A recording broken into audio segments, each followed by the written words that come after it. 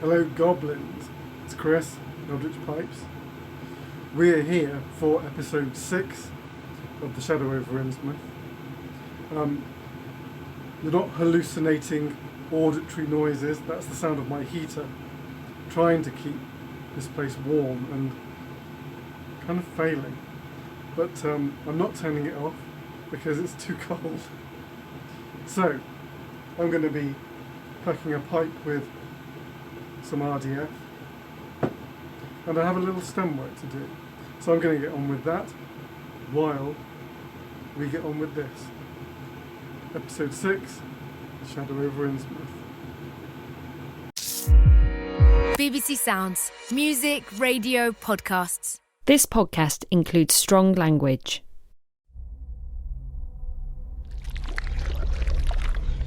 The thing in front of me seemed human. It was tall and thin, and it seemed to be wearing some kind of ragged suit, as if the fabric had decayed and rotted away over time. The eyes didn't seem to blink, and they had a huge, glassy quality. Wet, like the eyes of a big fish. They sat on a hairless head, above a nose that seemed to have receded back into the face, leaving just a dark black hole, and beneath that, the mouth looked as if it had been stretched sideways right across the front of the skull. But the lips were full and slack and wet, and they seemed to be constantly in motion, as if this thing were trying to speak, but lacked the ability to produce sound. Somehow, my hand found the door handle behind me, and I wrenched the door open and ran. There were more of them in the corridors. Looming shapes in the darkness, shuffling around slowly like they were unused to moving on dry land. I made it to the emergency stairs, my only thought to get out of the building. It kept occurring to me that I might be dreaming, but I'd never had a nightmare this vivid or physical, and I was sure that the only thing my mind was responsible for right now was questioning the reality of what was happening around me. Inexplicably, in the lobby of the hotel, it was daytime. The fog seemed to have lifted. Bright sunlight was streaming through the windows. Across from me sat a figure dressed head to toe in black and wearing sunglasses. There was a pot of coffee in front of her, and she was reading what looked to be a trashy novel. Ah, there you are. Did warn you about Innsmouth, didn't I? The Harlequin, the Wild Hunt, Count Saint-Germain, the Esoteric Order of Dagon, missing villages, Pleasant Green. It felt like we'd gone even further down the rabbit hole into a very strange world indeed. And at the same time, the supposedly real world had taken a turn for the bizarre too. Coronavirus was sweeping Europe.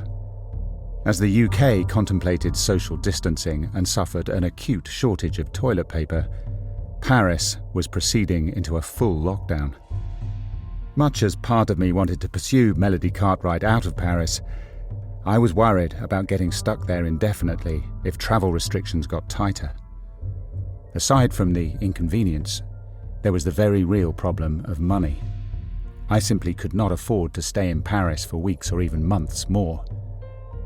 Jasper had said that he could get me back to the UK on one of his ghost planes, but Jasper was needed elsewhere, so if I was going to take him up on the offer, it would have to be now.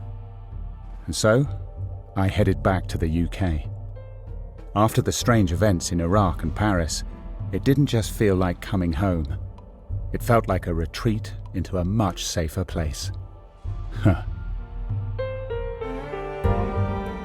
I'm Matthew Hayward, and this is The Shadow over Innsmouth.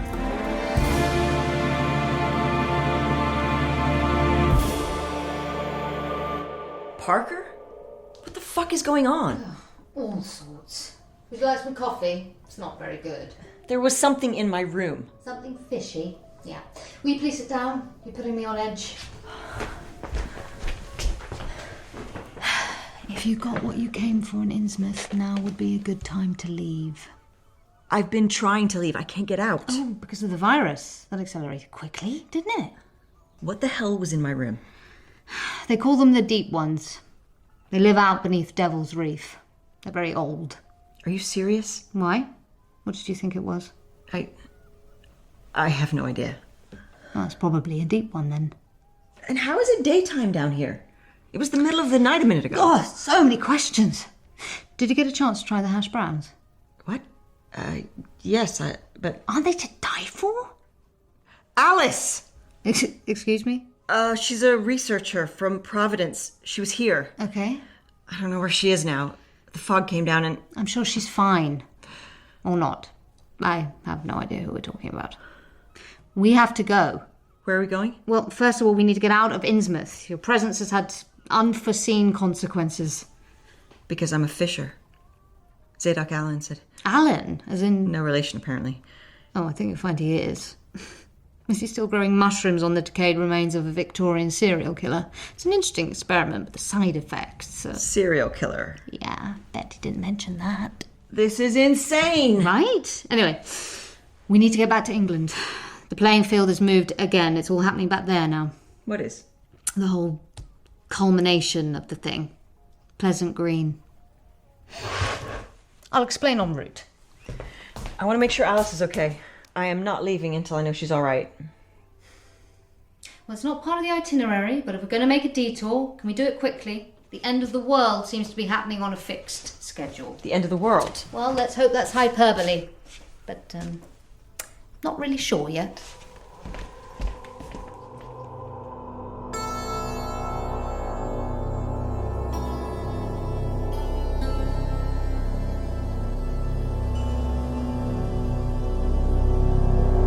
So this is weird. I'm hearing some strange rumours. I barely set foot on UK soil, and Slide was on the phone. You know what a Cobra Meeting is? Yeah, the government security meetings. Which the Prime Minister usually attends. Right. So he's been missing some. Boris. Is that off-brand? Well, this is just talk, but it's coming from some interesting places. A mate of mine got access to some text messages between some high-level people. I don't want to know how that happened, do I? The point is, there have been Cobra meetings that Boris wasn't invited to. Does he have to be invited? Well, it's more that he doesn't have clearance for them. Yeah, and this is about coronavirus. No, that's the thing, not COVID. Pleasant Green. What? They're talking about Pleasant Green. And it's classified above the Prime Minister's clearance level. What are they saying? Well, from these bits of chat, it's really not clear, but it looks urgent. It looks like they're worried about something. You want me to dig? I don't want you to get into any trouble. That's a yes. It's not a no.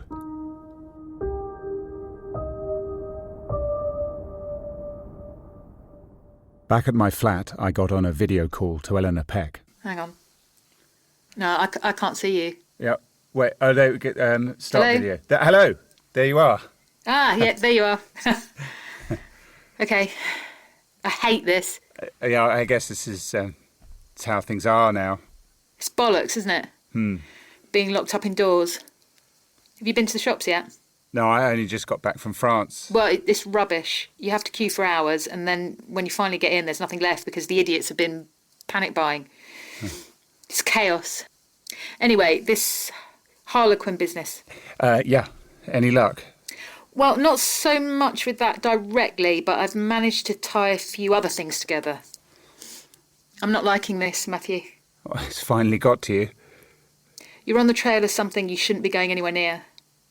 Okay. And honestly, I'm reluctant to even get into this stuff because I really don't want to encourage further investigation, but it seems like the best chance I have of persuading you to drop it is to give you an idea of exactly what you're getting tangled up in.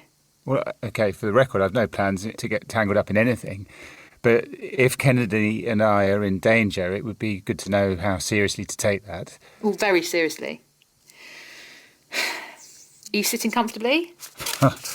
The Esoteric Order of Dagon. Now, as an organisation, it's not as old as the stuff you've looked into in the past. Best anyone can tell, it emerged sometime in the 19th century in the town of Innsmouth, where Kennedy is. She's still there, right?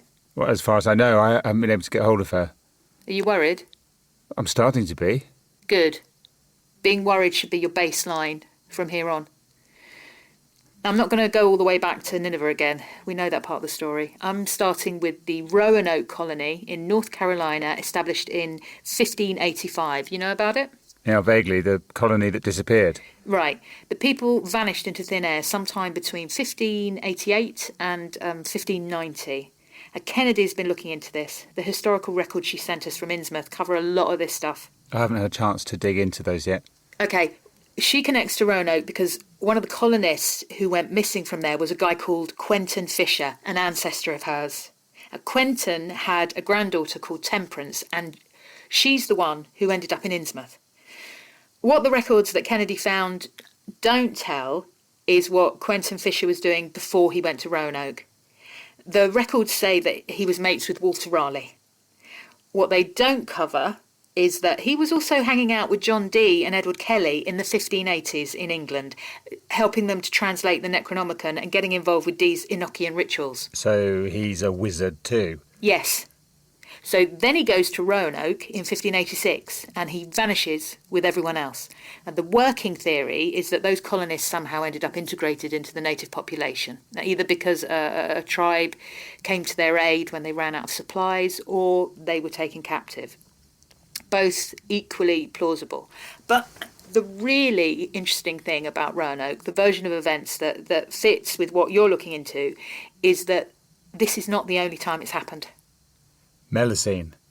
That's one. No, I'll come back to that. Pleasant Green is another.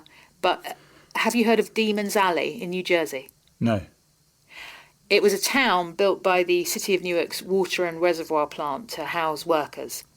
At some point in the 80s, there were reports that some kind of cult leader had moved into the town and that the people were all in thrall to this character. Then in 1992, everyone vanished. Vanished? Houses empty, no sign of conflict, just gone, never to be seen again. And then there's Rio Verde in Brazil. 600 people disappeared in 1923. The whole town deserted, and all that was left behind was a single gun that had been recently fired and a note that read, "There is no salvation." And these places are linked? Maybe, but let's jump back to Quentin Fisher. He's messing around with John Dee in England, and then Walter Raleigh sends him out to America. He arrives in Roanoke, and he's been there a couple of years when a man called Obed Marsh turns up. Okay, well, that name... That's the name you should never have stumbled upon. If you imagine this as one big criminal organisation, Obed Marsh is Al Capone, or better yet, Kaiser Soze. This is the original Obed Marsh, right? Because the name seems to be carried down. Well, there are plenty who will tell you it's the same guy. Okay, right, because he's really this immortal count. Le Comte de Saint-Germain. Yeah. One of the key figures in occult mythology. You forget Ipkuaya or Joseph Kerwin or whoever. Saint-Germain is older than any of them. Ipkuaya was in Nineveh around 600 BC, but Saint-Germain was supposedly knocking around with the pharaohs.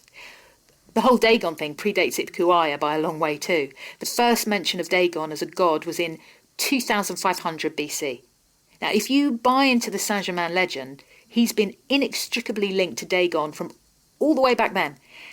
And a lot of these cults and secret societies, from Ipkuaya, the Rosicrucians, the Freemasons, the Invisible College, Madame Blavatsky's Theosophists, they all seem to believe in different things. But when you dig down, you start to find these common threads that all join up and lead back, ultimately, to Dagon.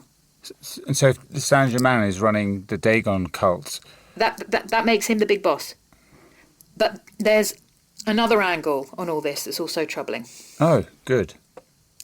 Dagon isn't real. Well, I wasn't expecting you, of all people, to say it was.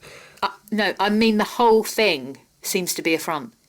The cult of Dagon, the worship of this ancient Sumerian fish god, and how that has mutated and spun out into all these apparently different belief systems.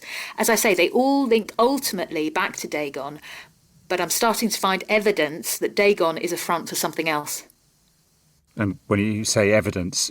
All right. I am nothing if not wildly fucking sceptical, you know that.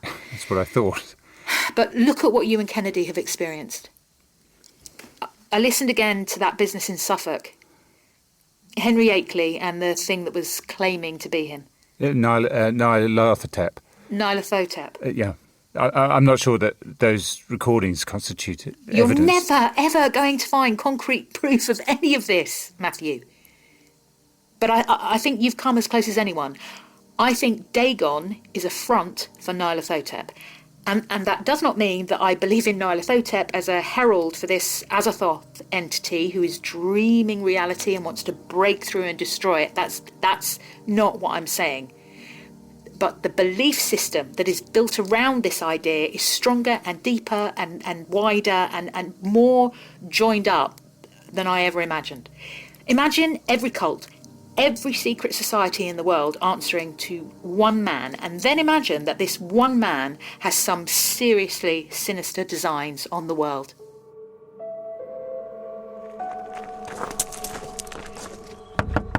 Alice? Hello? Alice? She a heavy sleeper? How would I know? Well, I don't know what you get up to on these field trips. Parker and I had looked for Alice at the records office and the cafe down at the harbor, but there was no sign. Alice had told me she was staying in a cottage overlooking the ocean. I still couldn't get any kind of data signal in Innsmouth, but fortunately, Casey had been able to provide directions to the place. It was a pretty little house, out on its own along this cliff-top path. As we walked along the path, I'd looked out and my eyes had settled on the long, dark shadow of Devil's Reef, sitting out beyond the harbor, this ominous shape beneath the surface of the rolling sea. Should we have a look around inside? Door's locked. Oh, if we're going to let every little thing hold us up. The place seemed pretty ordered. There was no sign of any kind of disturbance. Alice?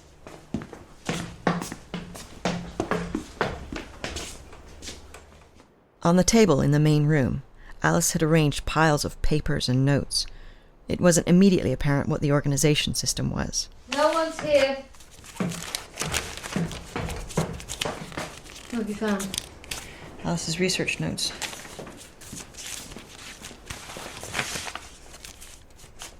She was looking into the Marsh family. Yeah, because they tie into this place and into the Fisher family. Okay, this is not good.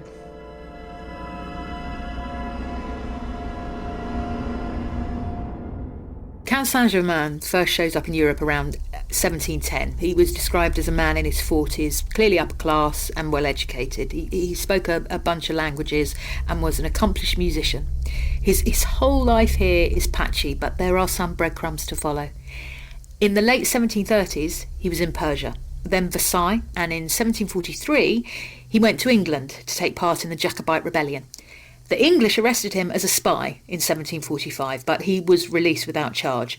Then he went to Vienna for a time, then back to London, where he gave 2 acclaimed musical performances. The pieces he composed for those are held in the British Museum. Horace Walpole met him in London and seems to have been pretty impressed by him.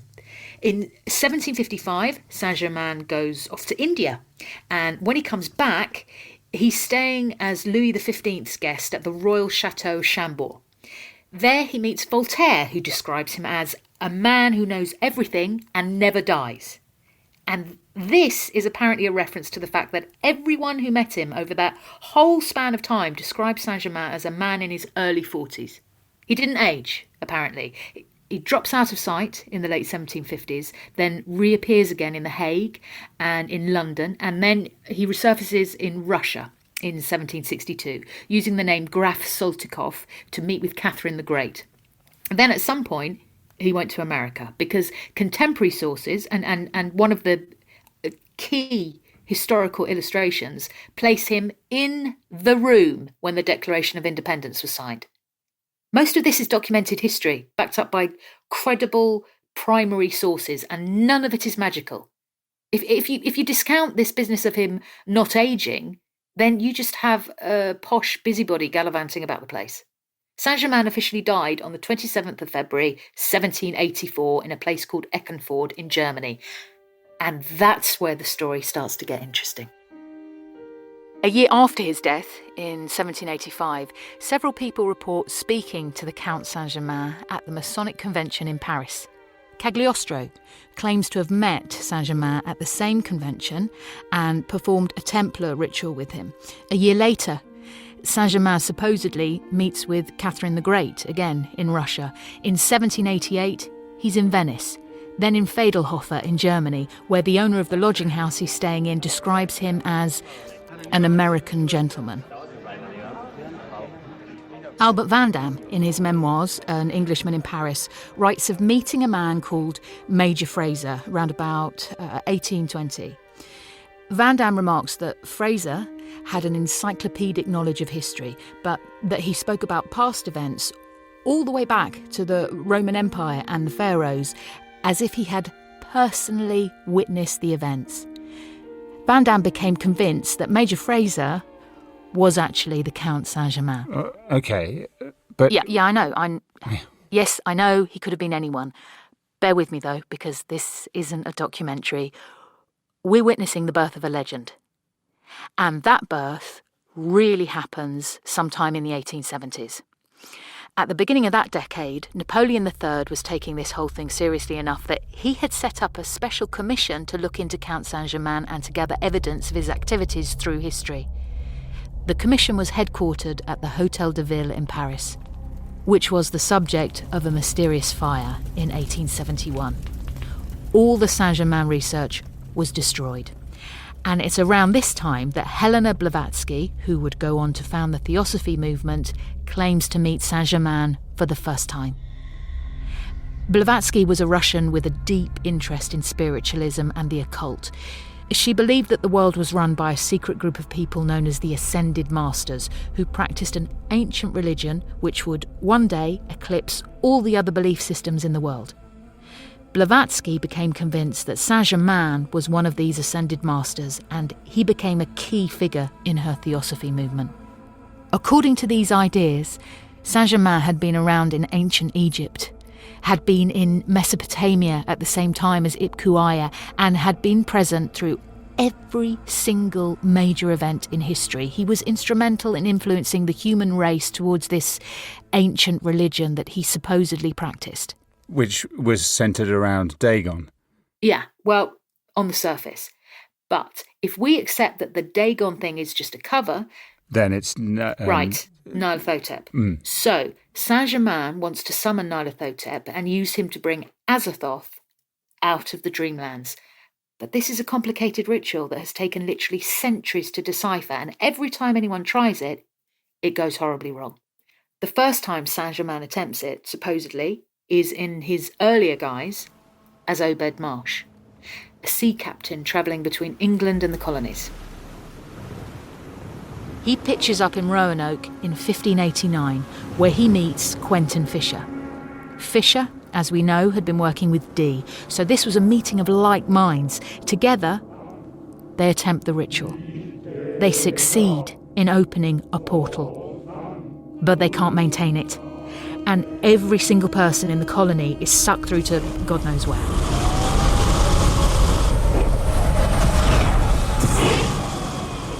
Saint-Germain, or Obed Marsh, as he is then, is the sole survivor. He disappears off the radar for a while, but he turns up in 1600 just outside Chelmsford in Essex.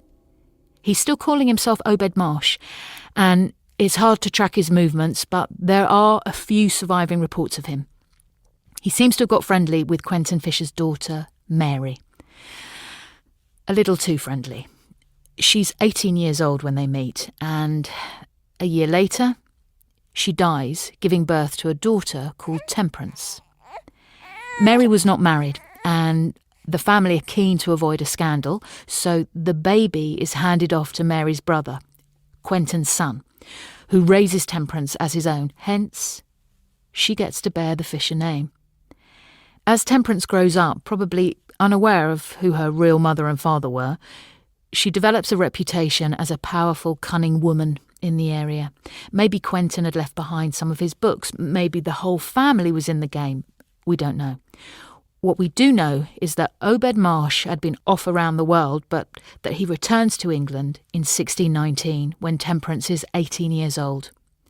And a year later, Temperance gives birth to a bouncing baby boy. Right. Oh. Yeah. Oh. I obviously don't have medical records, so there's no way to prove a connection, but it's starting to look like Kennedy's family tree is one giant scribble. Anyway, Obed Marsh heads off to America again, and he builds Innsmouth. Temperance and her son, Matthew, stay behind in England, and her reputation as a witch grows and spreads, and Obed Marsh must have indoctrinated her at the same time as he may have been impregnating her, because Temperance now stands at the centre of an Ipku Aya cult that starts spreading across England. But then Matthew Hopkins gets on his horse and starts harassing middle-aged women, and Temperance, who's in her 40s by now, hops on a boat with her son, Matthew, and heads over to America, where she is reunited with a man who might well be Matthew's grandfather and father. He and Temperance Fisher set up the shipping business in Innsmouth, and they go about the process of amassing a fortune. The first ship they build is called the Ipku Aya. Okay, so wait, I'm confused. We started off, and this was all about Ipku Aya, during the whole Joseph Coe and Charles Dexter Ward business, and now we're into Dagon, and I'm not sure of the connection. I think it's all avatars of the same thing. Dagon is Nyarlathotep. Ipku Aya is Nyarlathotep. I guess if you're looking for parallels, then Dagon is the god, and Ipku Aya is the prophet. But really it's all the same thing, whether the followers realise it or not. Anyway, little by little, down the generations, the Marshes and the Fishers start to build power and influence. They get the Tillinghast family on board at a certain point, start the gold refinery, and they're moving these Dagon trinkets about the place and starting this international occult network. Marsh makes it his business to start all these secret societies. The Rosicrucians, the Invisible College. Some even think the Freemasons was his idea. All of these groups track back to Obed Marsh and Dagon. Then comes this period we've talked about in the 1700s, where Marsh has assumed the role of Count Saint-Germain, and he's swanning around the world, chatting up people of influence and searching for the ingredients he still needs for a successful ritual. So literally everything we've been investigating for the past 2 seasons ties back to one guy. That's the theory. In practice, I think it's a family or an organisation using a fictional figurehead. I don't buy this immortality business, but it's a useful myth for the credulous. The end result is basically the same. All of these organisations, all these shadow conspiracies lead back to the Marsh family in Innsmouth. They're like the Corleones of this thing. When you start to look, you see them everywhere.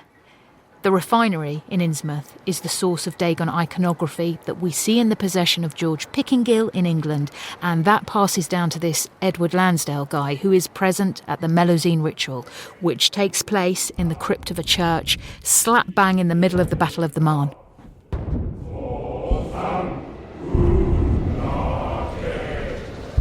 That ritual was Marsh, Lansdale and Tillinghast trying again to bring Azathoth through. This time out, the portal they created absorbed an entire village, wiping it off the face of the earth and erasing it from history. After Melusine, Edward Lansdale is killed in battle, and Ipku Aya passes from Edward Lansdale to Rudolf von Subottendorf. By the 1920s, Marsh is tangled up with Crowley and the various occult groups that have been born out of Blavatsky's Theosophy movement. We know the Theosophists led indirectly into the white supremacy groups that became the Nazi Party. And so everything is becoming focused. Secret societies through the centuries, influential individuals from John Dee through the founding fathers of America, Catherine the Great, Kaiser Wilhelm, Adolf Hitler, even into Jack Parsons and the birth of the space program. Hiding in the shadows, operating out of this tiny New England town, the Marshes and the Fishers formed the esoteric Order of Dagon in the 19th century, headquartered in Innsmouth. This is the first time they stepped out into the light, but no one realised how much influence this kooky little group actually had. Supposedly, Marsh had actually tracked down the secret race of pre-humans that Al-Hazred had met in the desert 2,500 years earlier. Sporadic human contact with that race is what had spawned the worship of Dagon in the first place, and sometime in the 1800s, Marsh moved them to Innsmouth, to this Devil's Reef place. And he converted the whole town into his private cult, worshipping these things that now live beneath the sea. In 1928, the federal government raids Innsmouth, supposedly because there's booze being smuggled into there and prohibition is in effect. In reality, or supposed reality, a man called Robert Olmsted had stumbled onto Marsh's amphibian friends and the esoteric Order of Dagon, and he blew the whistle on the whole thing. Abigail Fisher, who was the head of the Fisher family business there at the time, fled. No one knows where she went.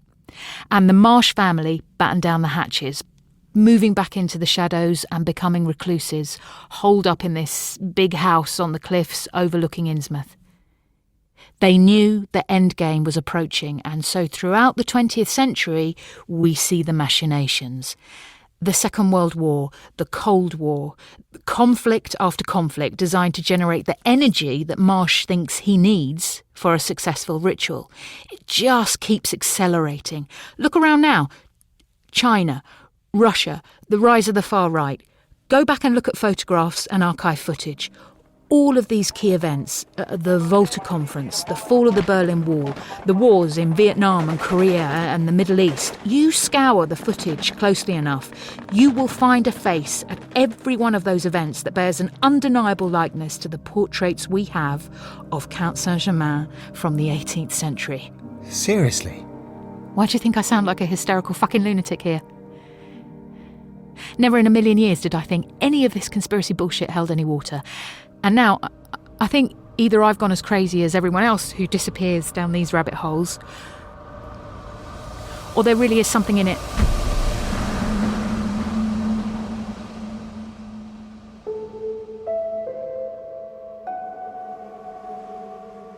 The Marsh House sits at the highest point on the cliffs overlooking Innsmouth Harbour.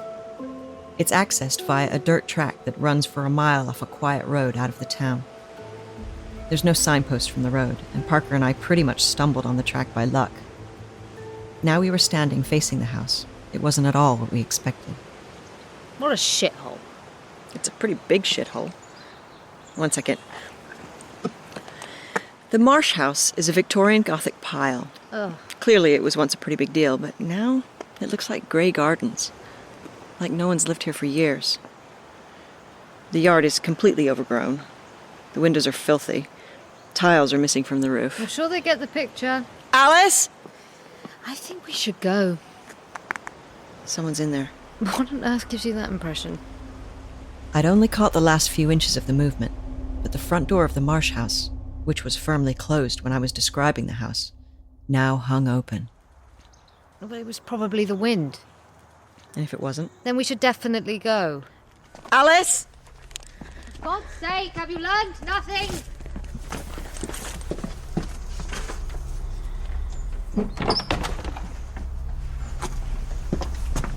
Alice?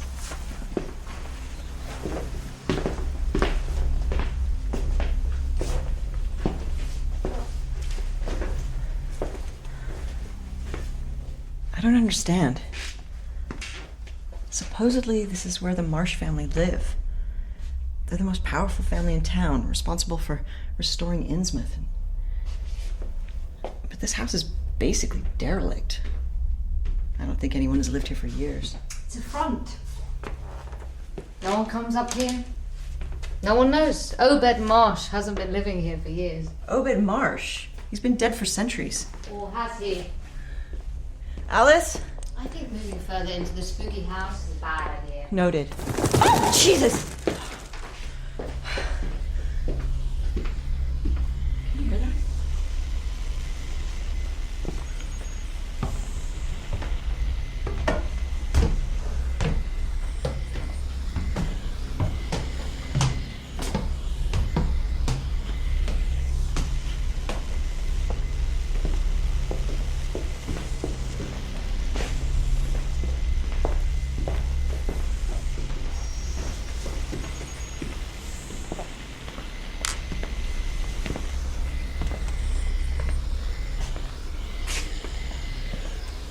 Oh, Jesus. It was a back room in the house. There were shelves of books all around. A library at some stage, though the books had started to rot. There was fresh blood everywhere, as if an animal had been ripped apart by something. Lumps of flesh spread around the room. What is that?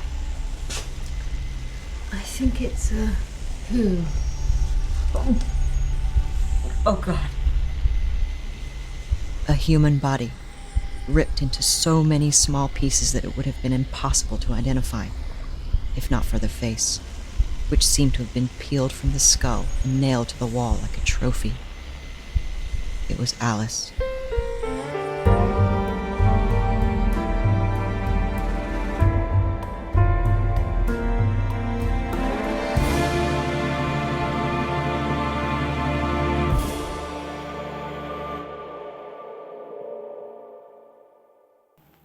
All right. Poor Alice. Oh well. What a great episode. I love episodes with Eleanor Peck giving us occult history. It's just the best. All right. That was episode 6. Hope you enjoyed that. Hope you had a Merry Christmas. I say that because I know now the next episode I'll see you in the new year. So, Happy New Year. And I wish you all a very horrible next episode. See you soon. Your loyal pipe maker.